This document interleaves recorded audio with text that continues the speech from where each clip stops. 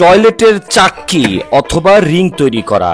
হ্যাঁ দর্শক, গ্রাম বাংলার অতি পুরাতন একটি পেশা হচ্ছে এই সিমেন্টের চাক্কি অথবা রিং।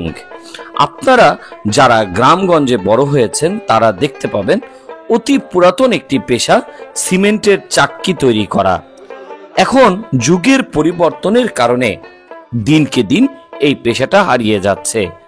টাইলস দিয়ে তৈরি, সিমেন্ট দিয়ে তৈরি ওয়াশরুম তৈরি করার কারণে মানুষ এখন এই চাক্কি দিনকে দিন বানানো ভুলেই গেছে বলা চলে।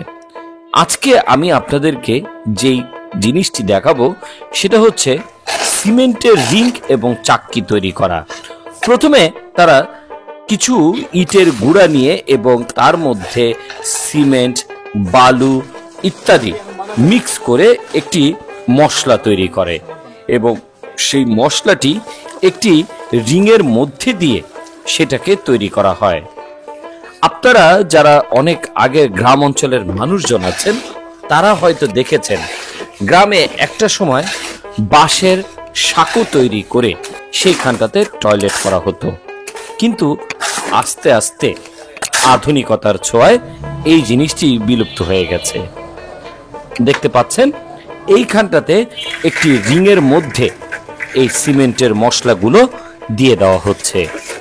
তার ভেতরে দেওয়া হবে কিছু পরিমাণ মশলা দেওয়া হলে সেটার মধ্যে একটু শক্তের জন্য একটি রডের মতো চিকন গুণা দেওয়া হবে, আবারও মশলা দেওয়া হবে। এইভাবে পরপর কয়েকবার করার পর তৈরি হয়ে যাবে সিমেন্টের চাক্কি অথবা রিং। বাজারের প্রকারভেদে বিভিন্ন কোয়ালিটির উপরে ডিপেন্ড করে এইগুলো 300 টাকা, 400 টাকা, 500 টাকা, এমনকি 600 টাকাও বিক্রি হয়ে থাকে। আজকে আপনাদেরকে দেখালাম গ্রাম বাংলার একটি পুরাতন একটি পেশা সিমেন্টের চাক্কি তৈরি করা। এইভাবেই তৈরি করা হয় বিভিন্ন গরু ছাগলের জন্য যে হাড়িগুলো আছে সেগুলোকে। এই ভিডিওটি আপনাদের কাছে কেমন লাগলো একটু কমেন্টস করে জানাবেন।